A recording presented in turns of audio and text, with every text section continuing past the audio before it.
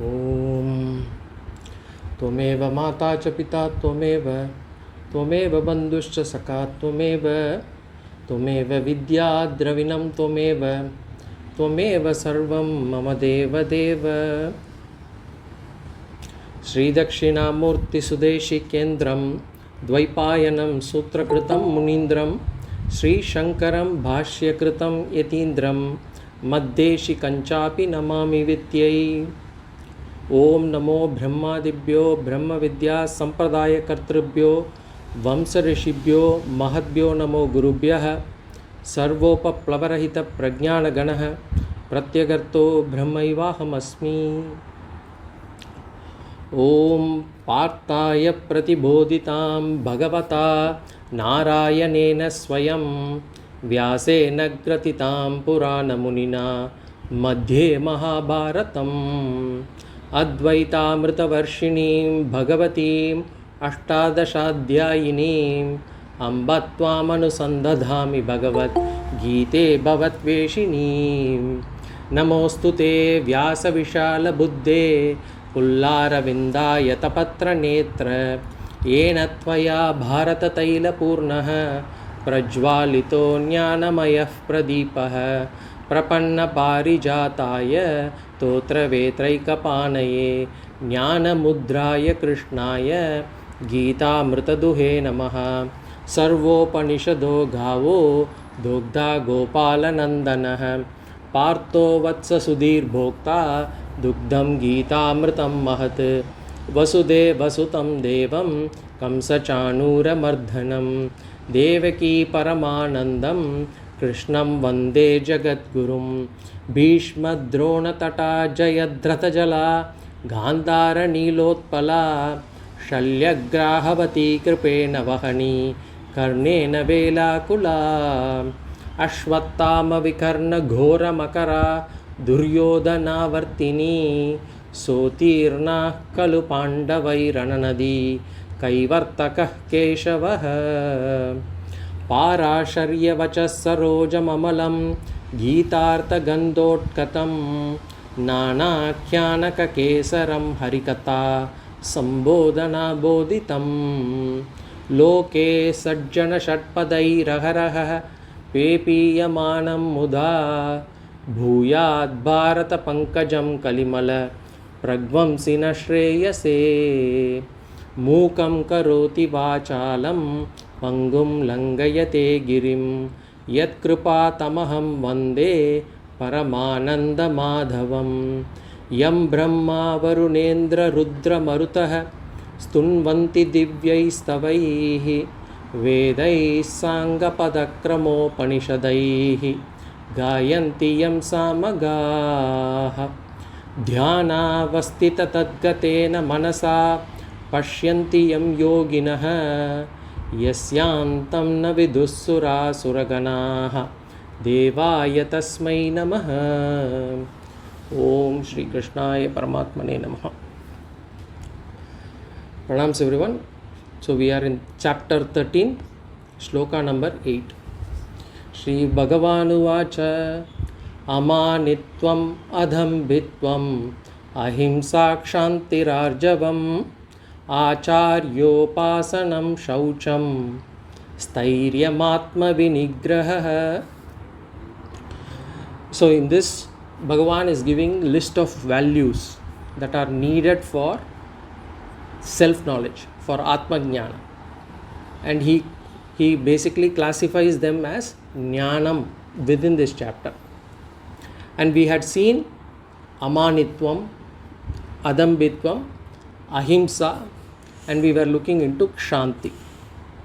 Amanitvam is basically humility, Vinayam, to ensure that there is no feeling of superiority or inferiority complex. There is no complex of either superiority or inferiority.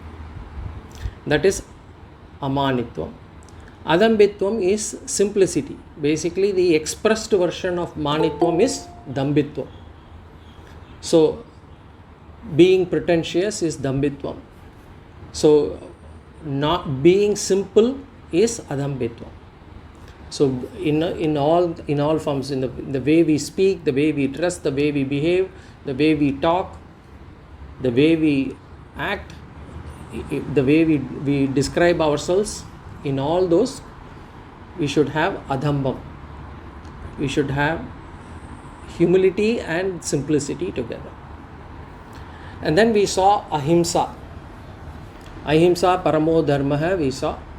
Ahimsa is basically not hurting others at all three levels. Either through physically, through body, or through words, or through mind. Mano, vak, kaya. So in all three levels, following ahimsa. And we saw ahimsa, we saw why it will have, basically because many reasons. Dvesham or krodham or carelessness or lack of patience, we saw. Those are the reasons why we are not able to follow ahimsa. Then we saw shanti. Shanti, we saw, has got two meanings. One is titiksha and the other one is kshama. Titiksha again has got, basically we saw two meanings to titiksha. One is that mental resistance or that forbearance, and the other one is patience. And we saw titiksha is about endurance, be able to endure the dualities in life. Life is all about dualities. We are always joy and sorrow, hot and cold, pain and pleasure, manam and apamanam. People praise us, some people despise us. So all those things and humiliate us. So taking all of them in stride is titiksha. And titiksha is also about enduring some choiceless situations. A lot of those situations in life for us are choiceless. There are certain situations where we are able to make some change, but many a times we will have to live with that change. And when we have to live with that change without grumbling, without complaining, that life is called as a life of titiksha. In the sense, we have to get used to the difficulties. And why choiceless situations?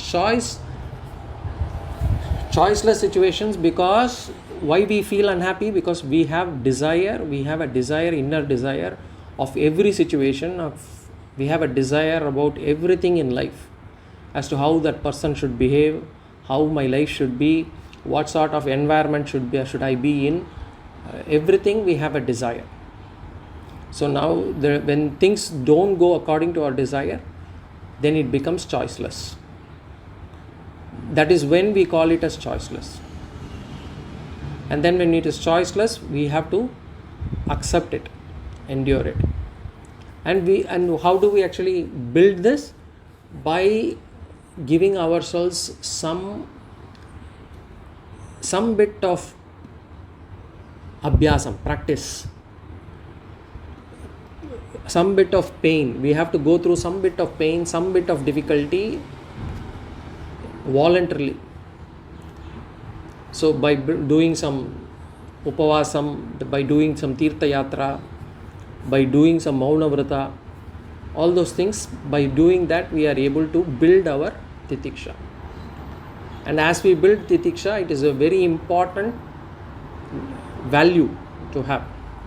Titiksha is a very important value for getting this self-knowledge. Generally speaking, also, even from our laukika standpoint, even from our material life standpoint, having titiksha is very important. If we look at some of the achievers, whether be it in sport or any place, we would have seen that these people would have endured a lot of difficulties. If you want to be a top sports person, you will have to put in a lot of hard work. You will have to physically endure a lot of pain to be able to achieve. So titiksha is an important value, whatever be the goal of our life, whether material goal or spiritual goal. So titiksha. And titiksha also I said patience. Having that patience is very important. Some people would be restless if they are asked to stand in a queue, or if they are made to wait, or if they are actually not immediately looked after. We will have to go through this. We will have to accept. We will have to be patient. We will have to develop patience. Patience is very important. There is a saying in Tamil, Purmayalvar Bhumi Kapar. So one who is able to actually have that patience can actually even rule the world. So patience is a very important value. So as I said, Shanti has got two meanings, Titiksha and Kshama. We have seen Titiksha. Now we will see Kshama. Kshama means forgiveness. So when we do any mistake, we expect others to forgive us. We expect others to ignore us, ignore the mistake, forgive us, accept us. But we do not want to ignore or forgive others. That is the problem. We have to learn to build that value. And what happens if we don't forgive? If we don't forgive, we internally develop dvesha. We internally develop enmity. We internally develop a hatred feeling. And that will actually cause us a lot of problems. So the ability to forgive others is very important. If others are not able to forgive us, it is their problem. We should not be here judging others. As I said at the start of this spiritual class itself, spiritual session itself, the whole thing is not about judging whether others have these or not. It is not about whether my spouse has it. It is not about whether my kids have it, whether my in-laws have it, or my boss has it, my neighbors have it, my friends have it. It is about us. It is for us to reflect whether I have this value or not. So if others are not able to forgive us, it is their problem. But we should be in a position to forgive others, so that it does not develop into a hatred or enmity. And how do I know whether I have hatred or enmity or a good feeling about others? How do I test it? Now, if I think of that person and if my mind is calm, then I know that I don't have any hatred on that person. But if I think of that person and my mind is not calm, then there could be hatred, vengeance, anger, all kinds of feelings that are coming into my mind. So this is a kind of a self-reflection test we can take to see on who we have these feelings, and see how we can actually remove them. And remember, if I forgive someone, I get the first benefit, because my mind becomes calm.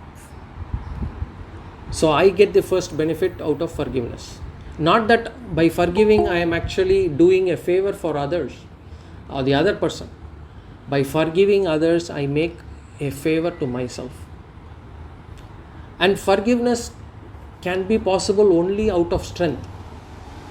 Only a strong person will be able to forgive. Only a person of strength can forgive. So this will show, when I forgive, whether I am a person of strength or not. For example, I'll give you an example. If there are two boys, they fight. With equal age and strength, if they fight, it's okay. But if a 3-year-old boy tries to fight with a 20-year-old boy, the 20-year-old boy will say, I will forgive you. Why? Not because he can afford to do it, because he's got the strength, he's got the power of strength. So only a person of strength will be able to forgive. Forgiveness out of fear. I forgive you because I don't want to fight with you because I know that I will lose. Or forgiveness out of cowardliness. That is different. What we are saying is, if you have the strength to forgive, you should forgive. As a virtue, to forgive is not very easy. It is very difficult. It is not easy for us to forgive others, but what we have to do is to keep reflecting. We don't reflect on how many times we expect others to forgive us. We think we are infallible. We think we do not make any mistakes. Or even if we make mistakes, we think those are all justified. And therefore we expect the others to forgive us. We have to look from their point of view also. And we have to practice forgiveness. Forgiveness is not easy, and that's why Bhagavan has listed it here as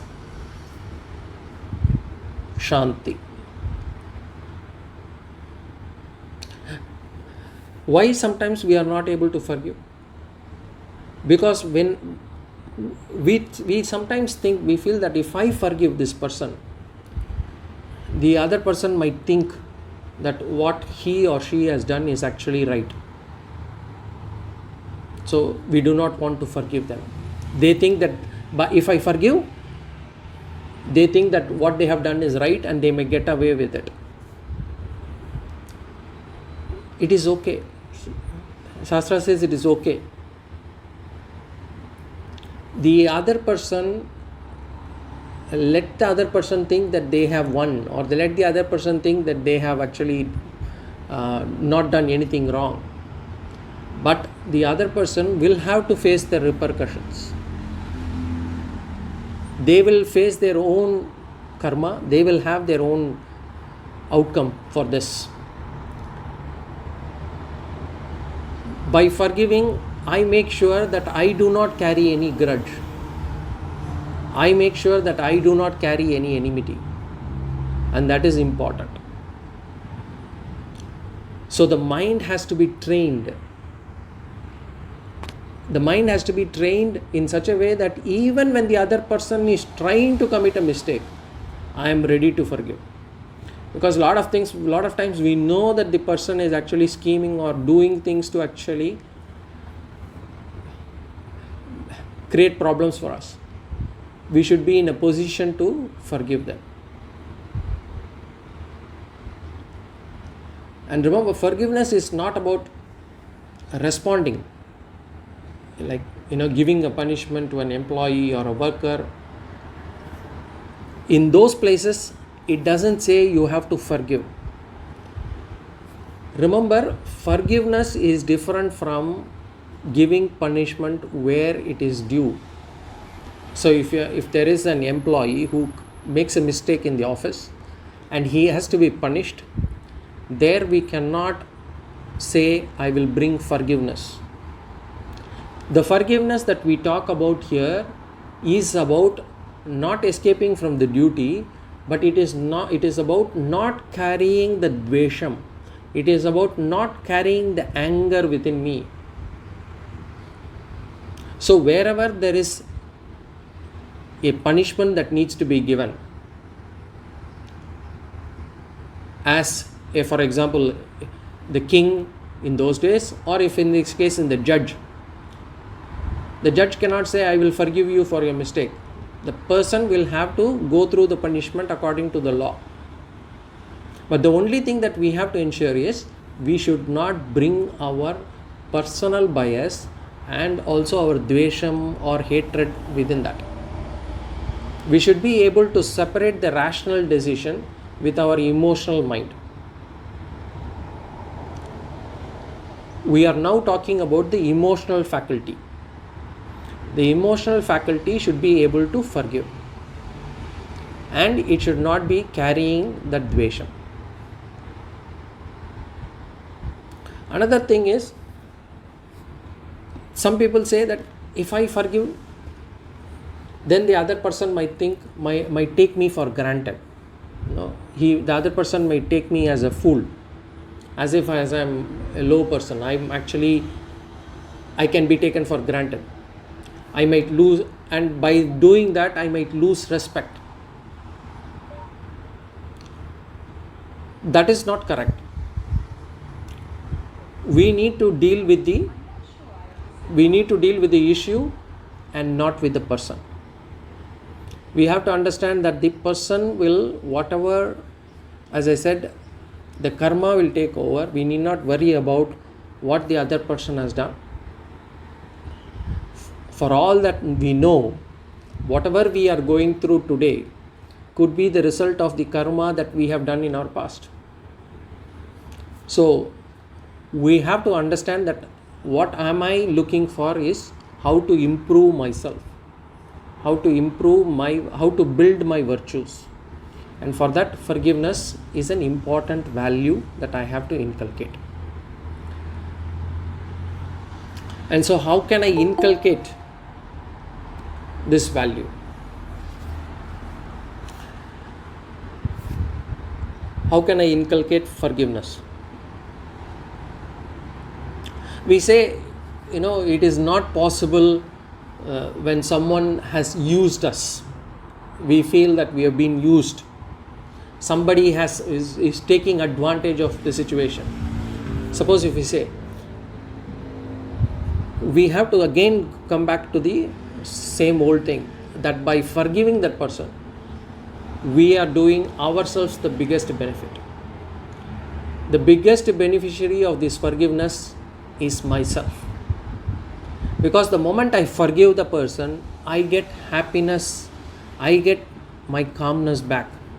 My mind becomes calm. Otherwise, when I think of that person, every time when I'm alone or when I actually have nothing else to do, I think of that person or think of that whatever situation that has happened, and I bring back those memories and my mind becomes restless again.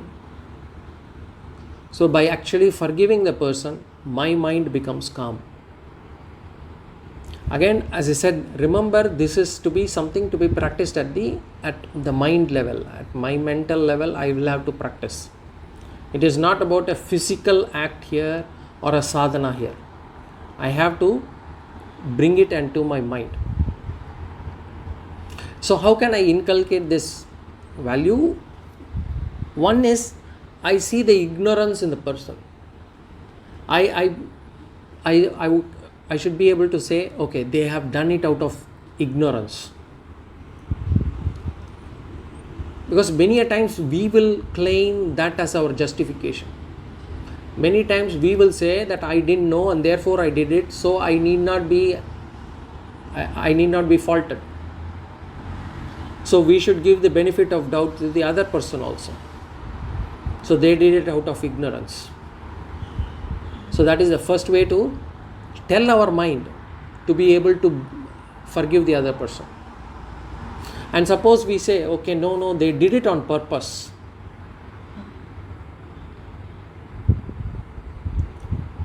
But actually, they could be ignorant.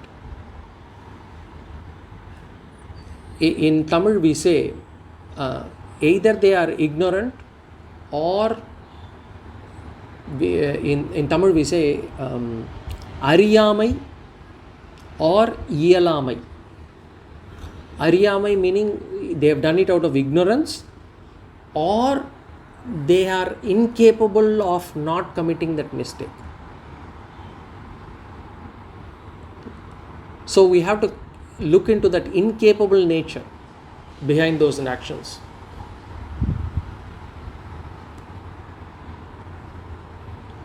Ariyamai or Iyalamai. I may or may not be a reason for their actions, because it could be just their swabhava. Their swabhava is that they behave that in that manner. So why do I need to worry about it? I just need to forgive and move on. So this is another way to inculcate the feeling of this value of forgiveness. The third way is to actually inculcate this unconditional compassion. I have to tell myself that I will have to develop this unconditional compassion. Unconditional compassion is where I am able to forgive no matter what the situation is. Under any condition, I am willing to be compassionate to the other person. I am able to see their point of view. Or even if I am not able to see their point of view, I am able to accept them as they are.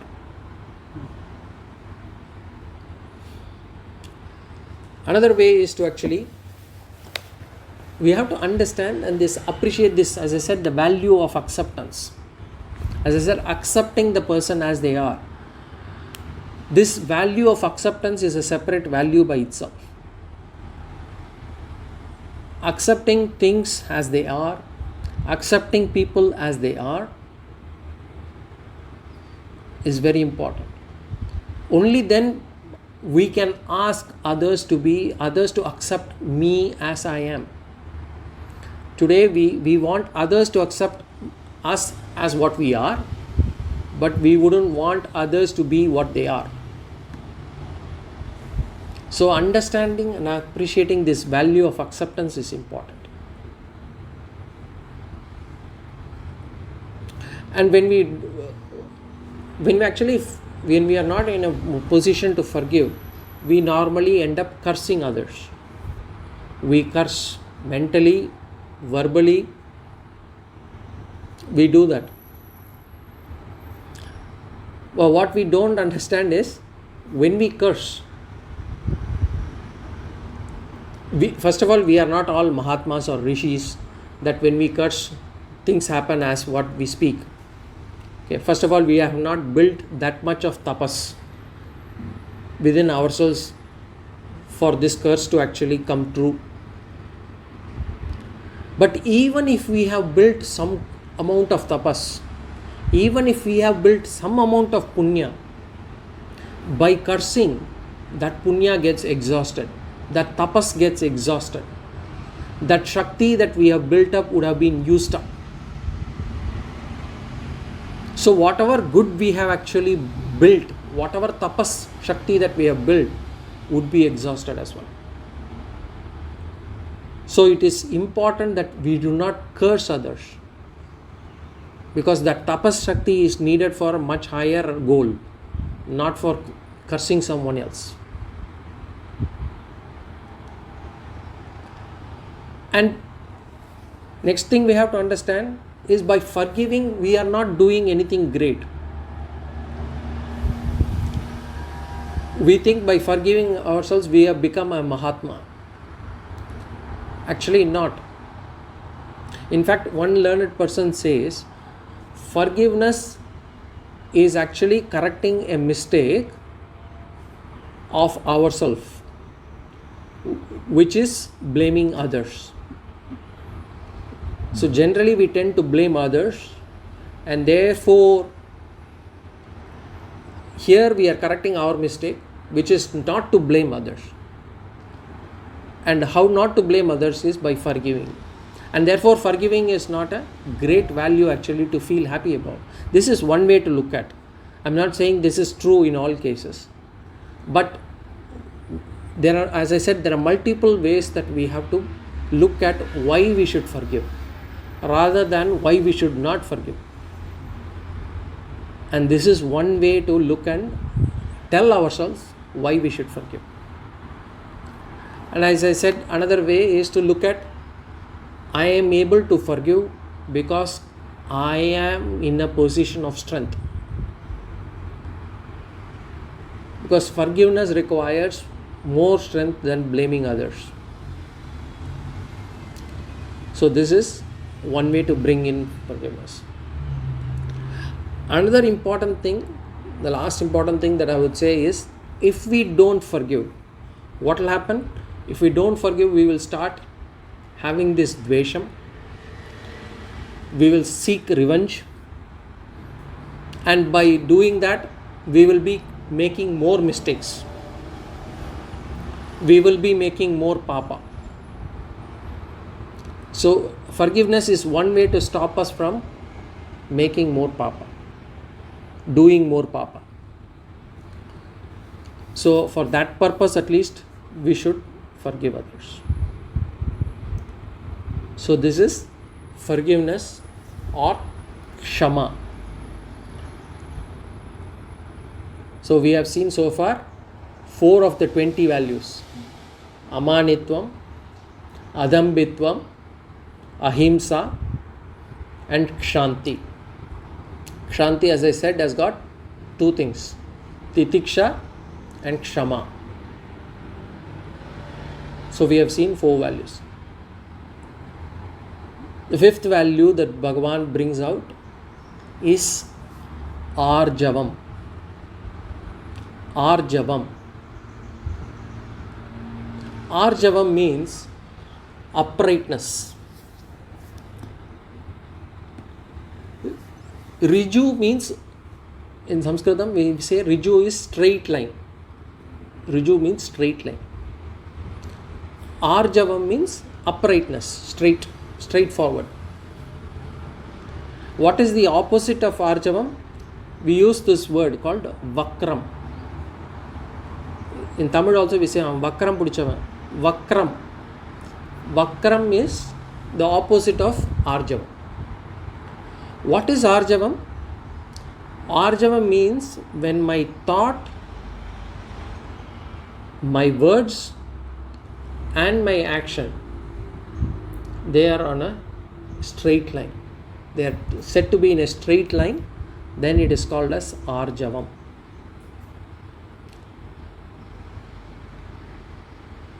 So for example, some people,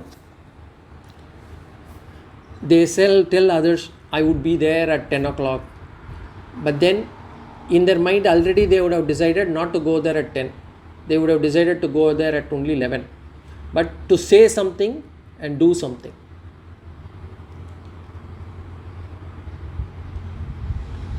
So this is not arjava. In fact, the value satyam, truth, is actually a subset of arjava. If you look at it, satyam is where the words and action are in a straight line. What is satyam? Truth, which means what I say, I do. What I do, I say. So this is actually a subset of arjava. Remember, I say that all 3 has to be in a straight line, in the sense I should do what I say and I should be thinking in the same lines.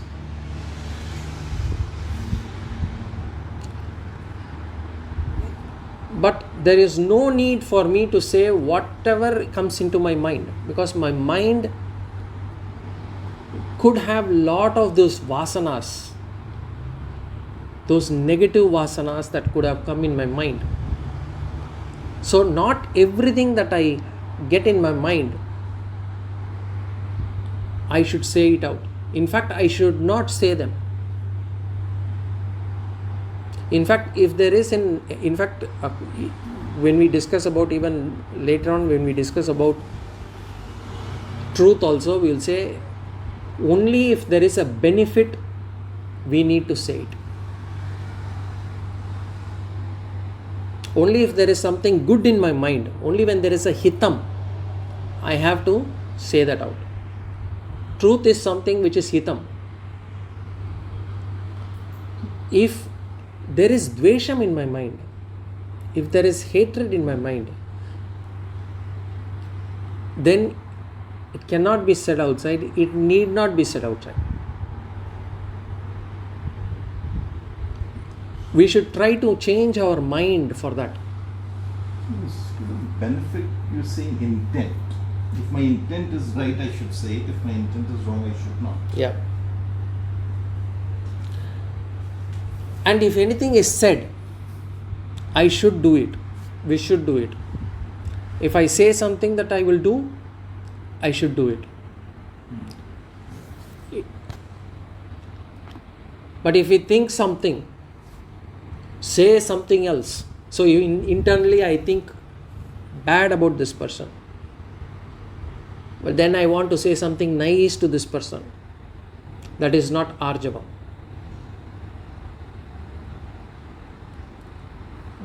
So it is not that when you think bad of that person and then you have to say bad to that person. Shastras do not say that. In fact, it says try to change your mind about that person. If you have nothing to say, just don't say anything. Or some people use it just to get things done. Or you could say nice about that person if your intent is to fake it to make it.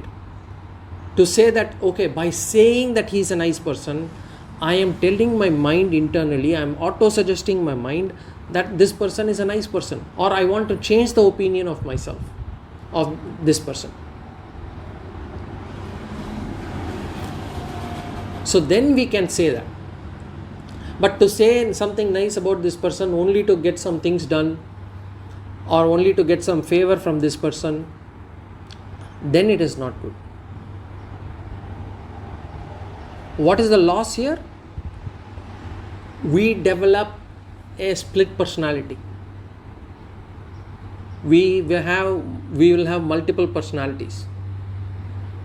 We ourselves will not be able to identify who we are. We don't know what sort of a person we are. And by doing that repeatedly, slowly we will notice we will lose confidence in ourselves. Because we will not know when we are going to behave in what manner. We will lose confidence in ourselves. So arjavam is very important. And how do we practice arjavam? Taking all these three together is going to be difficult.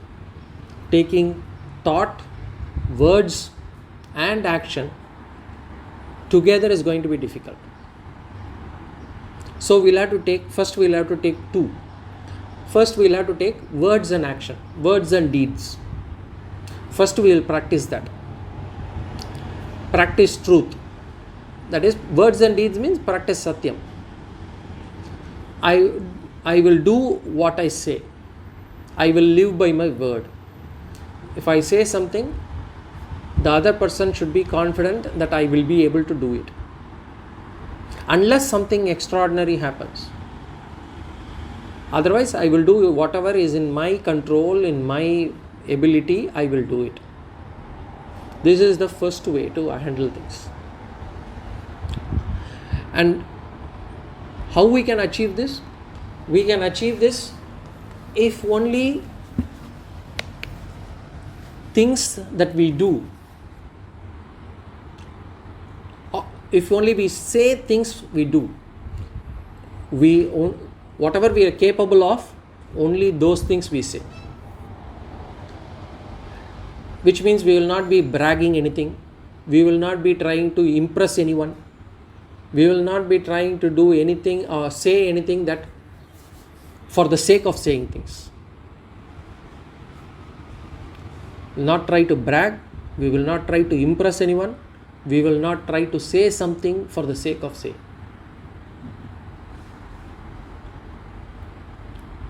So which means whatever I cannot do, I will not say them.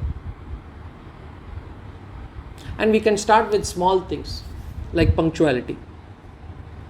I have told this person I will leave at this person, I will come there at that time. I will try to keep up to that time. So those are things that help us to build this arjavam. Another thing is we have to be aware of what we speak. Sometimes what we speak is not thought through at all. Whatever comes in our mind, even before it gets processed by the intellect, we speak. We do not let it pass through the intellect. We do not let it pass through the rational portion of the mind. So, one thing we have to do is practice this awareness. I am not going to speak anything until I think whether it is the right thing to say, whether it is something that I will be able to do, and only then speak. What happens then? We will be wise with our words. We will be measured in our words. We will be clear in what we want to communicate. It brings clarity in our thought. It brings clarity in our words. So we have to practice this awareness. And if we fail, if we don't keep up to our words, we should punish ourselves. We should give us some self-punishment. Something like, to say, okay, from tomorrow onwards, at least we can say, okay, I'm going to chant this sloka 10 times. Or I'm going to do this Surya Namaskara. Or I can do this Topu Karana. Whatever. That will also give us some physical benefit or some other benefit. Not that when we say punishing ourselves, not like beating ourselves or anything, but just giving us some bit of hardship that will help us to follow this. So that we become more and more aware of what we speak. So once we are able to get this words and deeds, once we are able to get this words and action in line, then we should get the mind into play. Then we should slowly say, how am I able to control my mind? How am I able to change my mind? Ensure that if I am able to speak good of somebody, my mind should start thinking good of that person. So which means the moment I say somebody's name, I should be able to remember or recollect the good things about that person. I will train my mind to only remember, recollect the good things about that person. In that way, I am able to bring my mind also into play. Remember, when we do this, practice this, there could be what some people could say a loss. Initially, because I am losing friends, I am not able to mingle with the crowd, people are not willing to accept me, this does not sell well in this environment, all those things. Or I will not be able to profit. I have been actually lying my way to actually getting some benefit out of people. Now I am not able to. So there could be some loss. But the loss is small, it's temporary, and it's a loss worth having. Because the gain that we are going to get in our personality, the gain that we are going to get in terms of moksha, the gain that we are going to get in terms of liberation is much higher. The calmness in the mind that we will get. Asatyam has got another problem also. I will have to remember what I have lied to others also. Whereas if I am only speaking the truth, it doesn't matter. Because I will not forget, or even if I do, I would have spoken the same thing. It would have been consistent. So, initially people might feel that this is actually making me socially reclusive, making me more introvert. But it is okay. Spiritual gain would be high. Material loss equal to spiritual gain.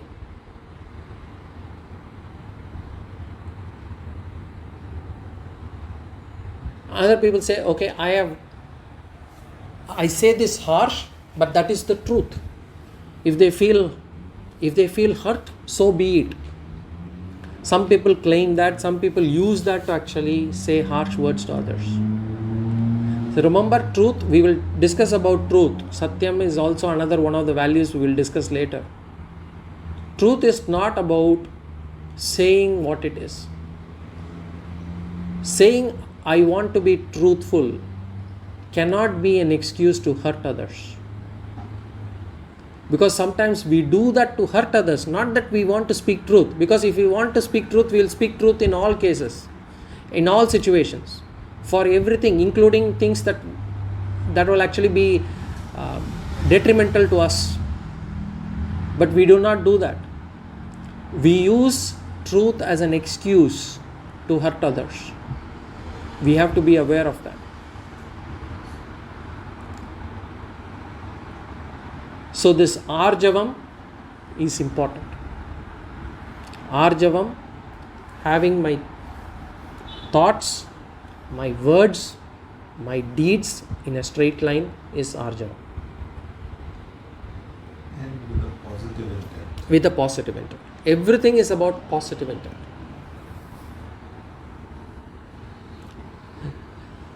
So we have seen 5 values: Amanitvam, Adambitvam, Ahimsa, Shanti, Arjavam.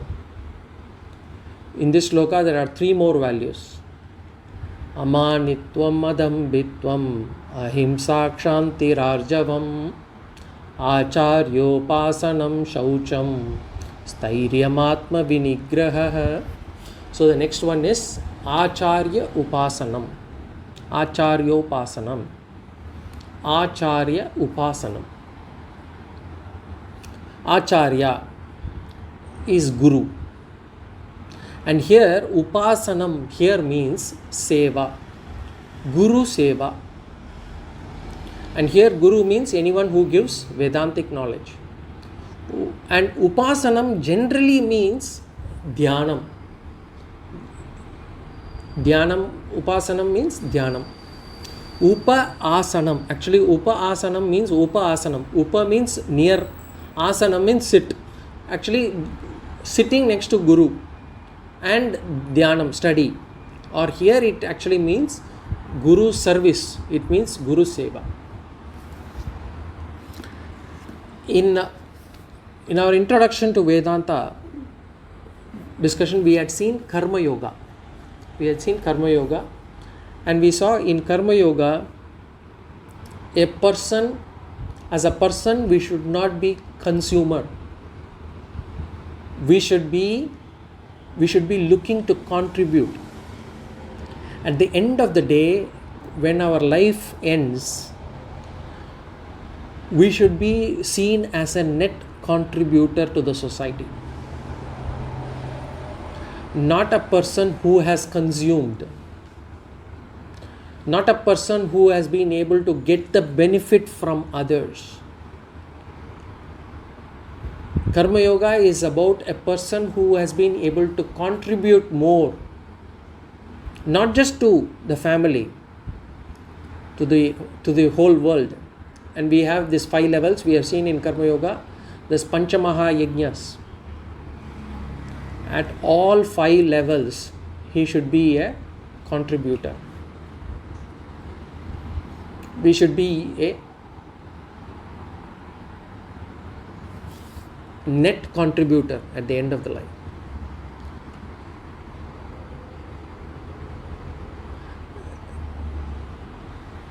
And generally what happens is our general mindset is to see how I can get things without effort or with less effort. Generally our mindset is always, especially in the material world, how I am able to get more for less. So if I go for a business meeting, or even if I go to purchase something, when do I say I made a good deal?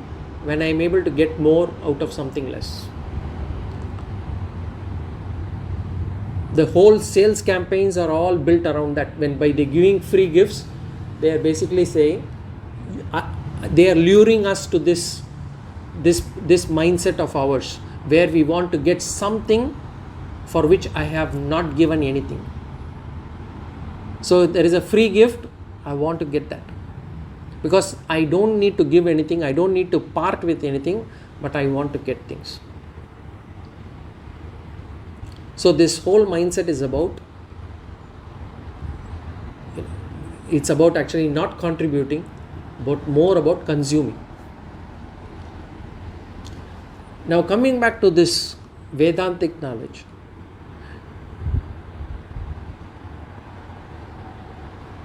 there are three ways to get knowledge, any knowledge. One is Pushkalena Dhanena Va. It says, Guru Srushtiya Vidya Pushkalena Dhanena Va. Or they say Vidyaya Vidya Chaturthi Naiva Vidyate. So one is Guru Srushtiya Vidya. One is by doing some seva to the Guru, you get this knowledge. Or Pushkalena Dhanena Va. Basically by actually contributing to the Guru, then you actually get this knowledge. Or Vidyaya Vidya. By actually sharing knowledge. You share the knowledge, the other person shares knowledge. That way only we should get knowledge. Chaturthi Naiva Vidyate. So one of the ways is to get this knowledge is through Shrushrusha. Nishta, even for Jnana Marga, for this Vedantic knowledge, this Seva Marga, doing this service is very important. We will have to give our time.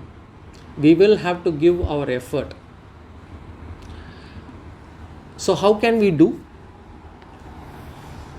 Not many of us, we like to do seva. Why we don't like to do seva? Because the ego hurts. Ego hurts. It is beneath my dignity to do some service.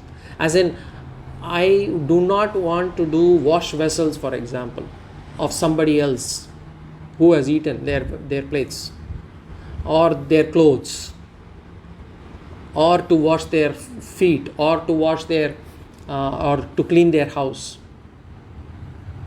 Our ego hurts because we think it is beneath our dignity to do such work. We keep asking, why should I do this? But then we should ask ourselves, why is it important and what benefit do I get out of it? What benefit in that terms? Not the material benefit, but in terms of Brahma Vidya.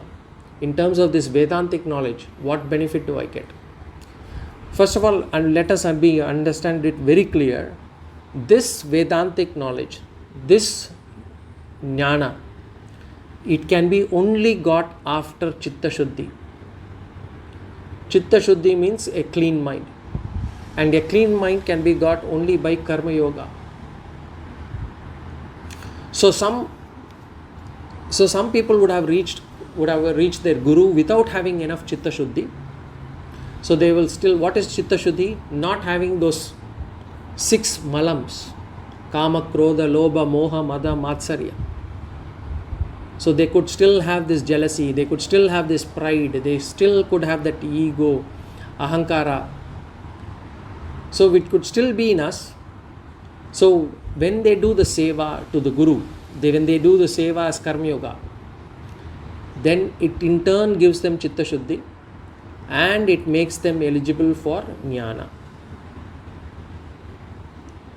That's one. Second is, to get this benefit of knowledge, remember Shastras are all words. Shastram is said in words, it's only said by words. For us to be able to see the benefit behind those words, for me to actually see the value behind what is being said, we need to see the person who has benefited from it. Only if we see the person who has benefited, only then our Shraddha will increase. So we need to go to an Acharya for that. In fact, initially, Shastras by itself will not attract us at all. When somebody says Vedas, it's just another book, I am not interested, it is not attractive enough. But when we see some Acharyas, our Gurus, our Acharyas who have actually followed the life as prescribed by Shastras, and we see the benefit in them, we see their compassion, we see their calmness, we see their vairagya, then we are able to make up our mind. Then we see the value in the Shastras. And so only through seva, the person becomes close to the Guru and is able to see the benefit.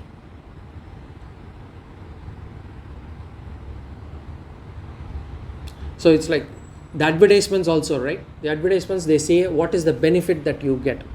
They say boost is the secret of my energy. So somebody says boost is the secret of my energy. So energy comes from boost. So similarly we see that the Guru has been able to benefit from the Shastras, and when we close to the Guru, we know that the Shastras are the cause for the Guru's stature, and then we start worshipping the Shastras and the Guru. If we forget the Shastras and worship only the Guru, then it becomes cult. It is not about Guru only. It is about Guru and the Shastras.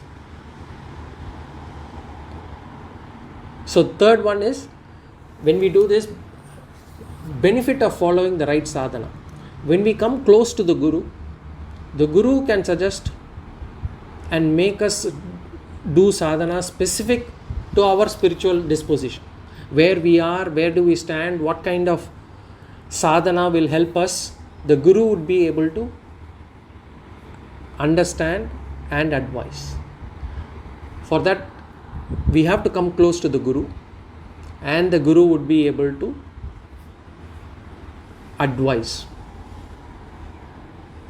Finally, why do we need to do seva? Yatha upaste tata bhavati, they say. What we will get, what we worship. Yatha upasate tata bhavati. If we worship the Shastras, if we worship the Guru, we will become like that person. So, yatha upasate tata bhavati. And therefore, acharya upasanam.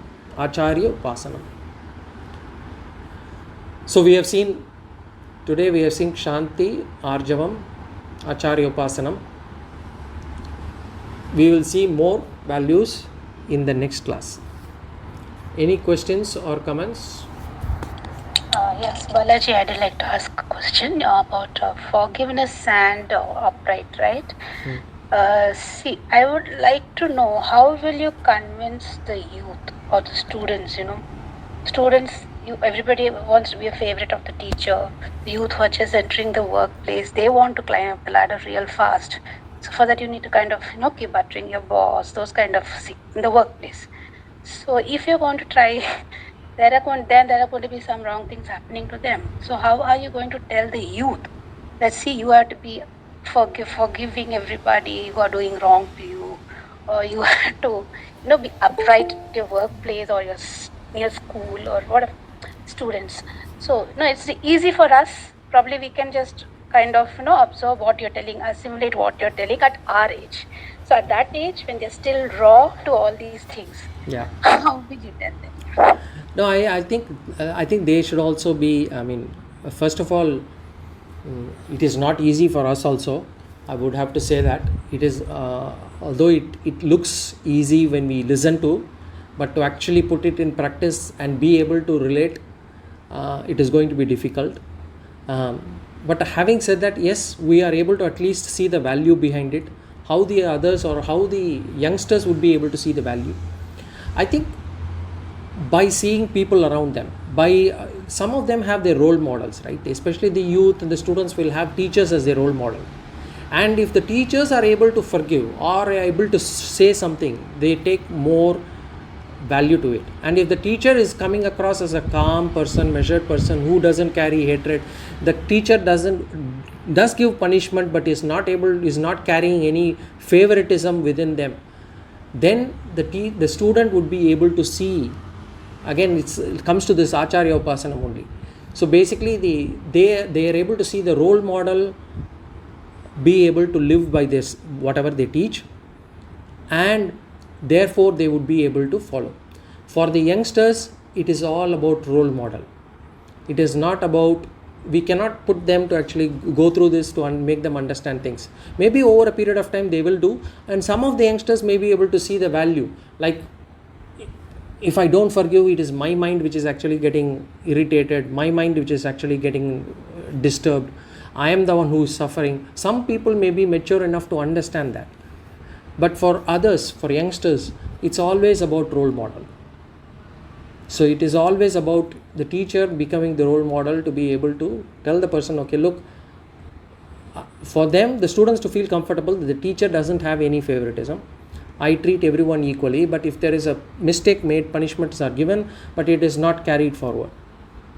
And then let them, and then tell them that, look,